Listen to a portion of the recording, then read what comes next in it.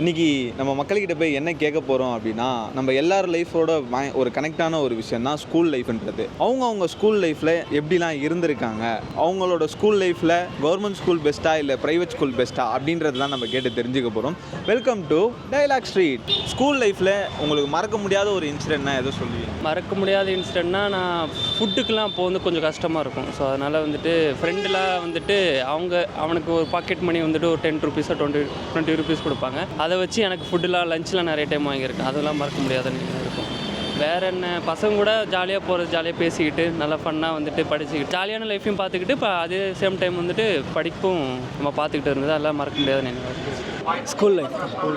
ஏன் school life bro? அதெல்லாம் ஒரு மெமரிஸ் ப்ரோ. அதெல்லாம் சரி, நீ உங்கள் ஸ்கூல்லேயே பண்ண யாருக்கிட்டையும் சொல்ல முடியாத ஒரு சேட்டத்தனம், யாருக்குமே தெரியாதது உன் ஃப்ரெண்ட்ஸுக்கு?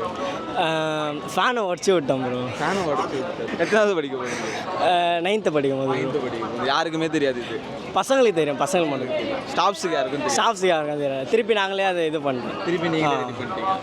மறக்க முடியாதுன்னா என்ன, காலையில் விழுந்தா ஸ்கூலுக்கு விழுந்து ஓடுறது ஓடியாடுறது, இதுதான்ப்பா மறக்க முடியாத அனுபவம். நம்ம ஒன்றும் நிம்மதியாலாம் படிக்கலை. எங்கள் வீட்டில் கஷ்டங்க. கவர்மெண்ட் ஸ்கூலு கிரைம் ரேஞ்சுக்கிட்ட மதுரையில் கிரைம் ரேஞ்ச் இருக்குல்ல, அதுக்கு பக்கத்தில் கவர்மெண்ட் ஸ்கூலில் படித்தேன். SSLC வர அங்கே தான் படித்தேன். இதுதான் அனுபவம். கஷ்டப்பட்டு தான் நாங்கள்லாம் படித்தோம். ஐயோ, இன்னும் கேட்டால் SSLC பாஸ் பண்ணலாம் ரொம்ப கஷ்டம் நான் பட்டதெல்லாம். அப்போ டீச்சர்ஸு நல்லா ஸ்டூடெண்ட்கிட்ட ஃப்ரெண்ட்லியாக இருப்பாங்க. இப்போ கொஞ்சம் ஸ்ட்ரிக்டாக இருப்பாங்க. மறக்க முடியாத அனுபவம் இப்போ கேட்டிங்கன்னா 28 வருஷம் அது ஸ்கூல் முடிச்சு. ஏதாவது ஒன்று ரொம்ப தூரம் நடந்து போய் படிப்போம். ஸ்கூல் ஊரில் நாங்கள் கிராமத்தில் படித்ததுனால அது கொஞ்சம் மறக்கவே முடியாது. ஆனால் அதுவும் ஜாலியாக தான் இருந்தது. அப்போது ரொம்ப தூரம் நடப்போம், கொஞ்சம் நல்லா சைக்கிளில் போயிருக்கோம். அவ்வளோதான். ஸ்கூல் லைஃப்பில் மறக்க முடியாதுன்னா ஃப்ரெண்ட்ஸு தான். அந்த ஸ்கூல் ஃப்ரெண்ட்ஸ் மாதிரி வராது. இப்போ காலேஜ் ஃப்ரெண்ட்ஸ் இருக்காங்க, இப்போ நார்மலாக எல்லாருமே கூட இருப்பாங்க. பட் ஸ்கூல் ஃப்ரெண்ட்ஸ் என் கூட இருக்கிறவங்க இப்போ வரைக்கும் ஃப்ரெண்ட்ஸாக இருக்காங்க. நாங்கள் ஒரு 4-5 பேர் இருக்காங்க. ப்ளஸ் நான் மேரிட் ஆக்சுவலாக. நான் என்னோடய ஃபியான்சி இருக்காங்க. அவங்களாம் ஸ்கூலில் நாங்கள் எல்லாருமே ஒன்றா படித்தவங்க தான். எங்களுக்கு இப்போது மேரி ஆகி ஒரு குழந்தை இருக்குது. அவங்க இங்கே தான் இருக்காங்க, பக்கத்தில் தான் இருக்காங்க, வருவாங்க. மறக்க முடியாத இன்சிடென்ட்னா இவங்களை மீட் பண்ணது தான். ஒரு ஸ்போர்ட்ஸ் லைஃப். இப்போ உங்களுக்கு அந்த ஸ்கூல் லைஃப் எது பெஸ்ட்டுன்னு நினைக்கிறீங்க? கோகரிக்குலர் ஆக்டிவிட்டீஸ், டான்ஸு, ஸ்போர்ட்ஸு, அதுக்கப்புறம் இப்படி லவ் பண்ணது. நீங்கள் படித்த கவர்மெண்ட் ஸ்கூலா இல்லை ப்ரைவேட் ஸ்கூலா? கவர்மெண்ட் எய்டட் தான். Government private school, but government aided தான். Almost government. Private school. ஏன் ப்ரோ ப்ரைவேட் ஸ்கூலு? இல்லை ப்ரோ, அப்பா தான் ப்ரோ சேர்த்து விட்டாங்க. உனக்கு எந்த ஸ்கூலில் படிக்கணும்னு ஆசை? எனக்கு ஸ்கூலில் படித்தா போதும் ப்ரோ. ஸ்கூலில் படித்தா போதும். எந்த ஸ்கூலாக இருந்தால் ஸ்கூலில் படித்தா போதும். Private school. ஏன் சார் ப்ரைவேட் ஸ்கூல்? கொஞ்சம் எஜுகேஷன் நல்லாயிருக்கும் அப்படின்ற ஒரு சின்ன ஒரு அபிப்பிராயம். ஏன் கவர்மெண்ட் ஸ்கூல்லலாம் எஜுகேஷன் நல்லாயிருக்கும், பட் அங்கே எல்லா விதமான பீப்புள்ஸும் வருவாங்க. நம்மளை என்ன சொல்கிறது, அவங்களோட ஹேபிட்ஸும் நமக்கு வந்துடும். அப்படிங்கிறதுனால எல்லா மக்களும் கலந்துருப்பாங்க. எல்லா மக்களும் கலந்துருப்பாங்க. என்ன சொல்கிறது, இப்போ middle class, lower class, lower middle class, upper middle class எல்லா மக்களும் இருக்கிறதுனால சில ஹேபிட்ஸ் அவங்கள்ட்டேருந்து நமக்கு வரும். அப்படிங்கிற அந்த ஒரு சின்ன ஒரு இதனால் நம்ம அங்கே போகிறதுக்கு விருப்பப்படுறதில்ல. ஏன் எல்லா மக்களும் ஒன்றா இருக்கிறது? ஏதாவது இருக்கிறதுல தப்பு இல்லை, பிரச்சனைன்னு கிடையாது. நம்ம சேர்கிற செயற்கையை பொறுத்து அது என்ன சொல்கிறது, நிறைய பேர் அந்த மாதிரி இருப்பாங்க. அங்கே அந்த மாதிரியான கல்ச்சர் அப்படி இருக்கும்.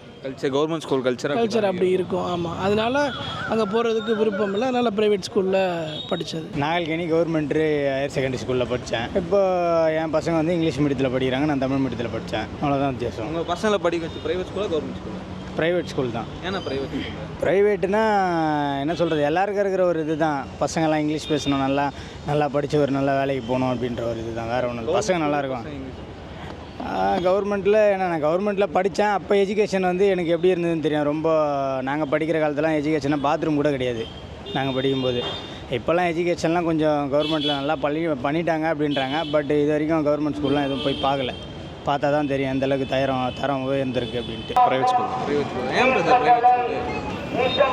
அந்த டைமில் எனக்கு அப்பா நான் எல்கேஜிலேருந்து 12th வரைக்கும் ஒரே ஸ்கூல் தான். ஸோ என்னை சேர்த்தது அப்போ தான். ஆப்வியஸ்லி அந்த சின்ன வயசில் எனக்கு எந்த ஸ்கூல் போனால் இது அப்போ தான் சேர்த்து விட்டார். நம்மளுக்கு அதை பற்றி எதுவும் தெரியாது. அதனால தான் இப்போ கவர்மெண்ட் ஸ்கூலும் இப்போ ஒன்றும் சொல்ல முடியாது. கவர்மெண்ட் ஸ்கூலுமே ஈக்குவலான எஜுகேஷன் எல்லாமே இருக்குது.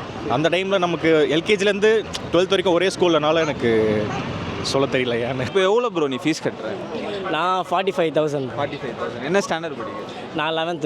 11th. 45,000 கட்டுற. இதே கவர்மெண்ட் ஸ்கூலாக இருந்தால் கம்மியாக தானே இருக்கும். கம்மியாக தான் ப்ரோ இருக்கும், ஆனால் அவ்வளோவா சொல்லி தர மாட்டாங்கன்ட்டு நிறைய இதெல்லாம் கேட்டேன். நாங்கள் படிக்கும்போது வருஷத்துக்கு ஃபீஸே ஒரு 10,000 15,000 தான் இருக்கும். அப்போல்லாம் ஃபீஸே கிடையாது.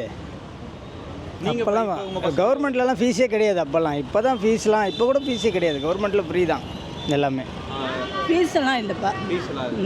எனக்கு இப்போ ஒரு பைசா கூட செலவே ஆன மாதிரியே தெரியல எங்கள் அப்பா அம்மாலாம் படிக்க வைக்கும் போது. ஆனால் இப்போ அப்போ அவங்க கட்டினதுனால எனக்கு எப்படி தெரியும், அவங்க தானே ஃபீஸ் கட்டியிருப்பாங்க. ஆனால் இப்போ கட்டுறதை நினச்சாலே பேர பசங்களுக்கெல்லாம் கட்டுறதை யோசித்தாலே பயமாக இருக்குது.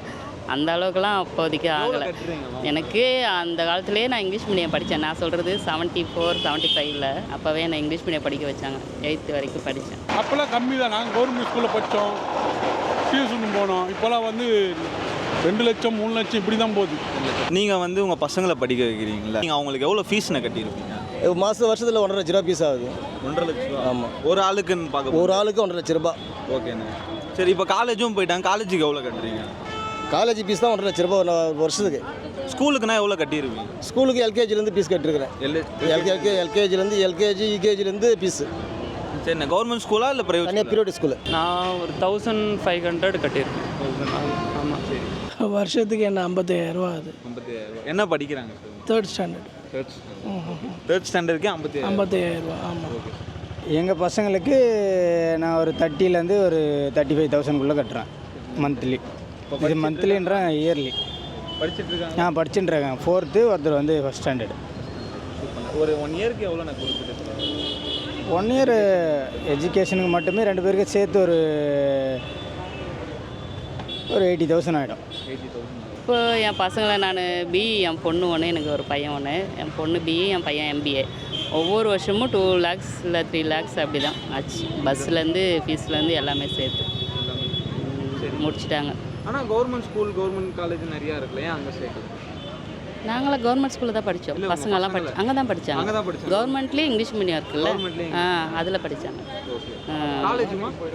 காலேஜ் தான் ப்ரைவேட் காலேஜ், கவர்மெண்ட் காலேஜ் கிடைக்காதே, அதனால் ப்ரைவேட் காலேஜில் படித்தாங்க. இப்போது எனக்கு தெரிஞ்ச ப்ரைவேட் இதுலேயே டொனேஷனே 1 lakh கிட்டலாம் கேட்குறாங்கன்ற மாதிரி கேள்விப்பட்டேன். இன்னும் என் பையன் இன்னும் ஒரு 1 இயரில் அவர் ஸ்கூல் ஜாயின் பண்ண போகிறாரு. எனக்கு தெரியல, ஃப்ரெண்ட்ஸ்லாம் சேர்க்குறப்ப சொன்னாங்க 1 lakh கிட்ட டொனேஷன்லாம் கேட்குறாங்கன்ற மாதிரி கேள்விப்பட்டேன். பட் எனக்கு தெரிஞ்சு அதான் number of private school and quality of schools கொஞ்சம் இன்க்ரீஸ் ஆச்சுன்னா அதோட டிமாண்ட் ஆப்வியஸாக கம்மியாகும். இப்போ ஒரு 50% ஆஃப் பீப்புள் இருக்காங்கன்னா, ஹையர் கிளாஸ் பீப்புள் இருக்காங்கன்னா, ஒரு 10% ஆஃப் ப்ரைவேட் நல்ல ஸ்கூலில் தான் போய் சேர்க்குறாங்கன்னா எல்லாருமே போய் அட் டைம் ஜாயின் பண்ண முடியாதுல்ல. ஸோ அவங்களுக்கு அதுக்கேற்ற மாதிரி டிமாண்ட் அவங்க க்ரியேட் பண்ணிக்கிறாங்க. ஸோ அதனால் உங்கள் லைஃப்லே பெஸ்ட்டு 3 லைஃப் ஒன்று, ஸ்கூல் லைஃபு இல்லை காலேஜ் லைஃபு, இப்போ ஒர்க் லைஃப், இது 3த்தில் ஏதாவது ஒன்று பெஸ்ட்டுனா எதை சொல்லுவீங்க? 3த்தில் இது பெஸ்ட்டுனா ஒன்றும் என்ன சொல்கிறது, ஸ்கூல் லைஃப் தான் சொல்லுவேன். School life. போய் சார் ரீசன் என்ன, அப்போ வர ஒரு பருவ காதல் தான். காதல் உங்கள் லைஃப்லேயே ஒரு காதல் இருந்திருக்கு. ஆமாம் ஆமாம். எங்களுக்காக அந்த காதலை சொல்ல முடியுமா? அது என்ன சொல்கிறது, அப்போதைக்கு 7G ரெயின்போ காலனி பார்த்துருக்கீங்களா? எங்கள் காலகட்டத்தில் 7G ரெயின்போ காலனி ரொம்ப ஃபேமஸ். அந்த படத்தை பார்த்துட்டு ப்ரப்போஸ் பண்ண முடியாமல் கையில் எல்லாம் பிளேடில் எழுதி அந்த மாதிரியான லவ் கொஞ்சம் பியூராக இருந்தது. பட் இப்போ அப்படி கிடையாது. காலேஜ் லைஃப் ஓகே தான். காலேஜ் லைஃப் ஏன் ப்ரோ ஸ்கூல் லைஃப் அவ்வளோ முக்கியம்? அவ்வளோ முக்கியம்னா எனக்கு அந்தளவு மெச்சூரிட்டி இல்லை, எப்படி இது பண்ணுறதுன்னு தெரியல. அந்தளவு ஃப்ரெண்ட்ஸ் சர்க்கிள் அவ்வளோவா இல்லை ஸ்கூலில். பட் நல்லா தான் இருந்துச்சு இருக்கிற ஃப்ரெண்ட்ஸ். இப்போ காலேஜ் போன அப்புறமா தான் கொஞ்சம் புது சரௌண்டிங்ஸ், புது என்விரான்மெண்ட்டில் இருந்தனால கொஞ்சம் நல்லா இருந்துச்சு. ஆப்வியஸாக ஸ்கூல் லைஃப் தான். ஸ்கூலில் இருக்கிற மாதிரி ஃப்ரெண்ட்ஸ் இருக்க மாட்டாங்க. ஸ்கூலில் இருக்கிறப்போ என்னென்னா நமக்கு கஷ்ட நஷ்டங்கள் தெரியாது. அப்பாலாம் ஜாலியாக இருக்கும், அப்பா ஏதாவது வாங்கி தருவார். இப்போ தான் தெரியுது, கல்யாணம் ஆனதுக்கப்புறம் தான் தெரியுது அதோட வழிகள். நம்ம இதெல்லாம் கேட்டிருக்கோமோ, அதெல்லாம் பண்ணியிருக்கோமோ. ஸ்கூல் லைஃப் பற்றி ஜாலியாக இருப்போம், கவலையாக இருக்காது. ப்ராப்ளம்னா என்னன்னே தெரியாது, எல்லா ப்ராப்ளமும் அப்பா பார்த்துப்பாங்க, எதுவுமே தெரியாது. அந்த மாதிரி ஆப்வியஸாக ஸ்கூல் லைஃப் தான். உங்களுக்கு ஸ்கூல் லைஃப் பெஸ்ட்டா இல்லை காலேஜ் லைஃப் இல்லை ஒர்க்? இப்போ காலேஜ் போகலையப்பா, ஸ்கூல் முடித்தோடனே கல்யாணம் ஆயிடுச்சு. ஸ்கூல் முடிச்சோடனே கல்யாணம்? ஆமாம். அதனால் எனக்கு சீக்கிரமாக குழந்தை சீக்கிரம் பசங்களும் கல்யாணம் ஆகி இப்போ எனக்கு பேரனே இருக்கான். பேரன் இப்போ 2 years. பொண்ணு பிஇ முடிச்சுட்டு அவங்களுக்கு 2 years 3 years ஆச்சு மேரேஜ் ஆகி. பையனுக்கு 2 வயசு. சரி, அதான் உங்கள் லைஃப்லேயே ஸ்கூல் லைஃப் பெஸ்ட்டாக இருந்ததா இல்லை இப்போ மேரேஜ் லைஃப்குள்ளே போனீங்களா? அதனால மேரேஜ் லைஃபு பெஸ்ட்டுன்னெலாம் சொல்ல முடியாது. எங்கள் ஹஸ்பண்ட் கூட 5 years தான் இருந்தேன். அவர் எக்ஸ்பைர்ட் ஆகிட்டார்.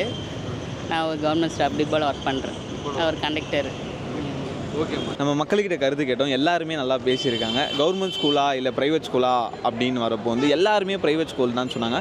ஆனால் அப்படி கிடையாது. கவர்மெண்ட் ஸ்கூல்லையும் நிறையா வசதிகள்லாம் இருக்குது.